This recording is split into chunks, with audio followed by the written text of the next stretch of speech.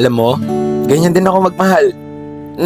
Na kahit nakikita ko na yung kahit anong ka-red flagan niya, hindi pa rin ako bumibitaw.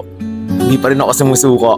Na kahit anong sabihin ng mga tao nasa paligid ko, sabihan na ako ng tanga, nasabihan na ako ng bobo, nasabihan na ako ng you deserve someone better. Pero minsan, mahirap lang talaga kalaban yung nararamdaman mo. Lalo na kapag gustong gusto mo talaga isang tao.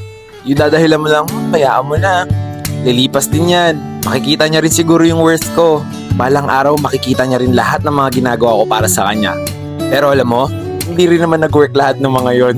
Tapos ang ending, ako lang yung nasaktan. Ganun pala talaga no? Kapag nagmamahal tayo, kahit na alam naman nating sasaktan tayo or masasaktan tayo ng taong yon, lumalaban pa rin tayo. Ginugo pa rin natin. Mahirap naman kasi talaga hindi pagbigyan yung mga sarili natin sa mga bagay na alam nating ikakasaya natin. So ikaw kung pakiramdam mo tanga ka, magpakatanga ka lang. Sige lang, kasi balang araw sigurado ako, mapapagod ka din. Matatauhan ka, ang mahalaga, wala kang pagsisisihan.